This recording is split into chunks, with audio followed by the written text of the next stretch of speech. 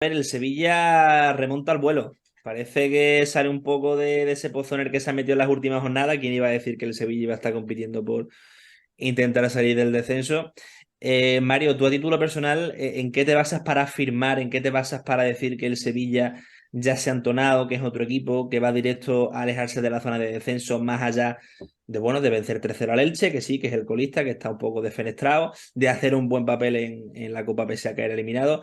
¿Qué le ves tú al equipo que te hace pensar que el Sevilla ya va para arriba? Bueno, yo creo que son muchos factores, ¿no? Los que están haciendo que el Sevilla empiece a remontar el vuelo, porque han sido también muchos factores externos los que han hecho que el barco del Sevilla de Jorge Sampaoli, antes de Jurgen Lopetegui, haya empezado a hundirse. Factores internos y sobre todo externos.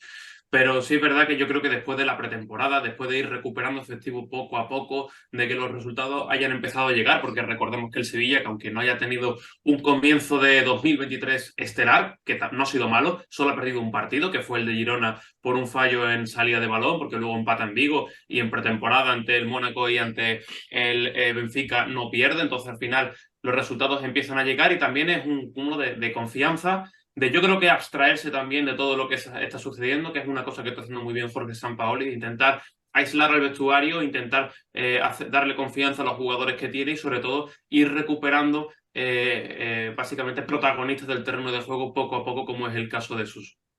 Viendo la deriva que lleva deportivamente el Sevilla, Edu, y recargando esa frase que dijo Monchi ahora haciendo balance del mercado de fichaje que ha hecho el Sevilla, de que el equipo no tiene barra libre, de que no puede traer todo lo que a él le gustaría, ahora con la llegada de Brian Hill, con esa cesión sin opción de compra, entiendo, ¿no crees tú a título personal, Edu, que la adquisición de Brian Hill debería estar sobre la mesa de forma permanente, el volver a traer otra vez a Brian Hill? Porque al fin y al cabo es un rol que el Sevilla, si sigue así y con esta limitación a la hora de fichar, yo creo que es un futbolista que ha demostrado que tiene credenciales para destacar, al menos en este Sevilla actual.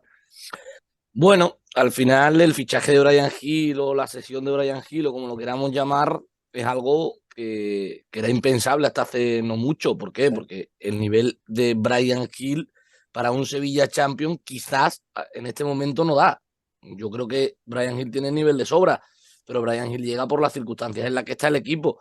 Es verdad que Brian Hill no tiene opción de compra, pero sí que creo que hay un derecho de tanteo en la operación, es decir, cuando vuelva a Londres, si hay alguna oferta por Brian, el Sevilla puede igualarla y traerlo, y yo no dudo de que Brian vaya a quedarse aquí en Sevilla. Yo creo que en el Tottenham no confían en él de la forma en la que él quiere, además un chaval de Barbate en Londres, pues obviamente le cuesta el triple a adaptarse, así que yo creo que tanto Brian como Badé se quedarán y la duda es ver si por Pape Gay pues intentarán hacer algo aunque no haya opción de compra, intentarán ir a por él a pesar de que termine el mercado y, y veremos a ver, pero yo creo que el mercado del Sevilla es bueno, ¿no? Había muchas limitaciones, el mercado de invierno es un mercado que obviamente siempre tiene esa problemática de que los equipos, los jugadores que están rindiendo, solo salen de sus equipos por cantidades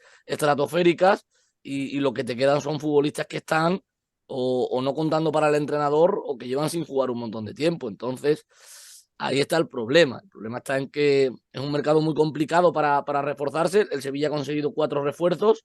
Dos de ellos conocen la casa, que es el caso de Ocampos y Brian. Uno de ellos conoce al entrenador, como es el caso de Pub Gay, y en el otro caso es un Badé que ha caído de pie en el Sevilla, porque lleva 4 o 5 partidos y en los 4 o 5 partidos está siendo el mejor del centro de la zaga. Recordemos, Mario, que el Sevilla vende a Brian Hill por 25 millones de euros al Tottenham a Brian Hill. Ahora, unos años después, el Sevilla lo recupera porque está en una situación que jamás esperábamos que el Sevilla estuviera. ¿Este movimiento de volver a traer a Brian Hill cedido sin opción de comprar el Sevilla, te parece que refleja un poco el bajón que ha pegado a la calidad de la planificación deportiva que ha hecho este año, Monchi? Te hago una pequeña corrección, 25 millones más Eric Lamela, que al final, Exacto. pasado ya el año y medio, van a jugar en Nervión Eric Lamela y Brian Hill, que no nos extraña verlo, que no nos extrañaría verlo uno por cada banda. Pero no creo que precisamente, porque al final Brian Hill, una vez que sale de Nervión, progresa como futbolista. No hay que recordar que Bryan Gil ha llegado a ser internacional absoluto con Luis Enrique en la clasificación para el Mundial y no sé si en la Eurocopa también. Al final es un jugador que ha crecido mucho fuera de Sevilla, sobre todo en su etapa en Eibar, en Valencia el año pasado, aunque en Londres no haya tenido mucha continuidad. Es verdad que es un fichaje a nivel económico por las circunstancias que tiene Bryan, también por lo que dijo ayer Monchi, ¿no? Por las necesidades que tiene el Sevilla y por lo bien que se puede adecuar al sistema y porque no deja de ser un jugador canterano, lo que he comentado, ¿no? Que de cara a esa Europa League es un jugador que prácticamente es una ficha más que ganas, pero no creo que precisamente sea un jugador que baje el nivel o que haya sido como comentas, ¿no? Porque al final, viendo la plantilla de hoy del Sevilla, lo hablé ayer con Edu en privado, si no es titular, prácticamente va a jugar todos los partidos entrando de revulsivo. ¿Te parece, Edu, a nivel particular, que la planificación de Monchi antes de empezar la temporada, antes de empezar ya era mala o que sobre el papel era ilusionante o relativamente ilusionante y luego se hizo mala? No, yo creo que era mala. Y yo creo que incluso Monchi sabía que era mala. O sea, yo creo que Monchi podrá hacer cualquier cosa, pero tonto no es. Y yo creo que Monchi sabía que Marcao venía con problemas físicos y que durante todo el verano no entrena. Dolber y Januzaj los hace sobre la bocina y de aquella manera. Entonces, yo qué sé, yo creo que Monchi sabía que la planificación no era mala. De hecho, yo creo que el principal problema de Monchi, lo hemos hablado millones de veces en privado, Mario y yo y demás compañeros aquí en Sevilla, es que en la rueda de prensa que era el 1 de septiembre se equivoca. Se equivoca porque denomina su mercado como un mercado muy bueno cuando ni para él era bueno. Y yo no me he parado a hablar con Monchi, pero obviamente todos conocemos al Monchi, director deportivo, y sabemos que es uno de los tíos más exigentes del mundo. Entonces, yo creo que a Monchi no le parecía bueno. De hecho, ayer sí está muy acertado y lo dice. En la rueda de prensa dice, él ha sido equivocada, hemos intentado deshacernos de los futbolistas que no estaban rindiendo aquí para traer a otros e intentar hacerlo lo mejor posible. Ayer sí coge el toro por los cuernos y dice, oye, mira, que la situación hay que cambiarla totalmente, pero obviamente en un mercado de invierno el margen que tienes para cambiarlo es mínimo. Al final vienen tres jugadores cedidos y un futbolista que era tuyo, pero tal y como estaba el Sevilla, ahora mismo esos cuatro jugadores son oro puro, porque Ocampos, todo el mundo decía que era un descarte, es verdad que era un descarte del anterior entrenador, no es lo mismo ser un descarte de Lopetegui que ser un descarte de Sampaoli, y Ocampos en los primeros partidos por lo menos le está dando empuje al equipo. Ya no es que Ocampos te vaya a meter 35 goles, nadie dice que Ocampos vaya a meter 35 goles, pero todo el mundo sabe que Ocampos se va a pegar corriendo los 90 minutos de un partido como una cabra loca. Bryan igual. Bryan también tiene ese empuje, tiene ese físico, ese poderío, y al Sevilla es lo que le falta. El Sevilla ha perdido muchos partidos por inacción, y tú no puedes perder partidos por inacción cuando tienes en el campo a jugadores del nivel de Suso, de Joan Jordán, de Fernando. Son jugadores buenos, son jugadores que muchas veces parece que no tienen ganas de jugar y a lo mejor necesitan a alguien al lado que agite el árbol y que les diga, oye, que estamos en el Sevilla y que hay que intentar correr por lo menos.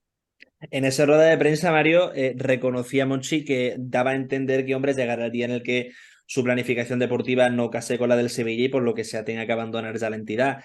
A pesar de que el Sevilla este año la planificación de Monchi haya sido mala, como bien ha dicho Edu desde el principio, queda muy lejos una hipotética decisión de prescindir de Monchi.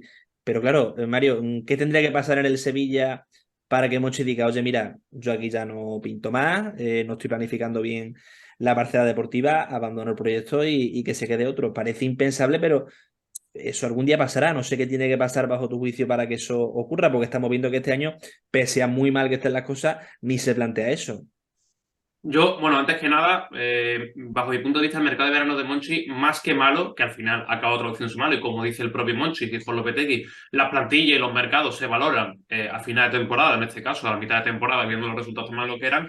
Yo creo que era un mercado muy arriesgado, porque te traes a una joven promesa que lleva mucho tiempo sin jugar como el Nianzú, a Isco que venía mucho tiempo fuera de forma, a Januzaj que venía no hacer pretemporada y a Dolbe que no hace pretemporada, que está pues, muy lejos de su forma en el Ajax. ¿Se podían revalorizar 4 fichajes? Sí. Era muy complicado, totalmente. O sea, era prácticamente lanzar una moneda al aire. Esas monedas al aire muchas veces le han cuadrado a Monchi y han salido cara por fortuna, como él mismo dijo en la rueda de prensa, de que muchos mercados de fichajes que vosotros lo habéis valorado como buenos y probablemente hayan sido peores que este. Pues puede ser. Pero las 4 monedas han salido, o al menos 4, la gran mayoría, quitando la de Nianzú, porque yo todavía sigo teniendo esperanza en el francés, han salido malas. En cuanto a Monchi, yo creo que Monchi se va a ir cuando él lo vea conveniente, cuando él vea que es prescindible en el club, porque como esa célebre frase de Ramón Sánchez Pizjuán, no hay nadie por encima del escudo, y por muchas veces que en estos últimos años, debido a los éxitos de San Fernando, hayamos puesto tal vez a Monchi a la altura del escudo, yo creo que no hay nadie por encima del escudo. Entonces, cuando Monchi vea que es una pieza más y que es una figura prescindible, pues él se irá. Pero yo creo que esa figura está lejos. Es otro tema que se debate mucho en la ciudad, sobre todo alrededor de la prensa, por los que conocen, están más cerca del entorno de Monchi, lo veían este último año y medio tal vez algo más apagado, algo más abstraído, no estaba disfrutando tanto de como él lo hacía en un pasado, incluso decían que podía tener un problema mismo, ¿no? Que no estaba, que igual tenía algún tipo de problema, pero bueno, yo creo que la rueda de prensa ayer fue una cura de humildad y yo creo que él refleja, en la rueda de prensa dice eso, de quiero abstraerme de todo, quiero centrarme en el trabajo, meterme en el despacho y hacer un mercado como el que ha hecho, que para mí ha sido muy bueno, casando con la idea de Edu, ¿no? En el poco tiempo que tienes para remodelar una plantilla, lo ha hecho bastante bien para tener lo poco que ha tenido y las dificultades y las limitaciones económicas que lo ha hecho. Entonces, seguramente de aquí ahora en adelante veamos un Monchi más de despacho, de menos cámara y de menos medios, pero de más trabajo como en el pasado. Quiero cerrar ya finalmente, Edu, con el tema de Tomás Delaney. ¿Cuál es el objetivo? ¿Cuál crees tú cuál te parece el último objetivo que tiene el Sevilla con Tomás Delaney? ¿Lo cede ahora a los Hoffenheim porque confía en él, dado el contrato largo que tiene con el Sevilla para ver si recupera nivel? ¿Lo cede porque se lo quiere quitar de en medio porque entiende que no hay manera de que case con el proyecto del equipo y que no se adapta a este estilo de club? ¿Sigue apostando el club por él? ¿Tú apuestas por Delaney dado el contratazo que tiene? Yo con Delaney tengo un problema, y es que yo verdad que no soy muy seguidor del fútbol internacional, porque me centro más en el fútbol nacional, pero es verdad que todo el mundo me había hablado maravillas, y al final en la Eurocopa todo el mundo nos sentamos a ver partidos, en los mundiales todo el mundo nos sentamos a ver partidos, y yo el recuerdo que tenía de Delaney era haciendo una Eurocopa buena con Dinamarca. Llega al Sevilla, yo digo que qué maravilla, que qué futbolista habíamos fichado, pero es que Delaney ha hecho un mes bueno en el Sevilla. Entonces, ¿cuál es el problema del Sevilla? Pues el problema del Sevilla es que quizás Delaney no se ha adaptado a lo que es el club, no se ha adaptado a lo que es la Liga Española, que también suele pasarle a muchos futbolistas que vienen de otras ligas. Y yo creo que el problema de Delaney, y Delaney no ha salido traspasado en este mercado invernal por su lesión en el Mundial. Yo creo que Delaney lo tenía hecho con el Copenhague, pero el Copenhague tras la lesión se echa atrás y decide no firmar a Thomas Delaney. Yo creo que la sesión no es más que darle continuidad, que juegue durante estos últimos 5 o 6 meses en Alemania y que una vez que vuelva se le pueda sacar rédito económico, porque Delaney es un futbolista que tiene mucho mercado, sobre todo en Alemania y en su país, y Delaney puede ser una de las ventas del Sevilla el próximo verano, un verano que se prevé que sea muy movidito, ¿no? Porque el Sevilla tiene que hacer una revolución prácticamente en todas las líneas, menos en la portería, y se prevé que sea movidito. Por lo tanto, yo creo que Delaney, el único objetivo que tiene el Sevilla con su cesión al Hoffenheim es que Delaney salga y salga en verano dejando mínimo 3-4 millones, que fue lo que costó.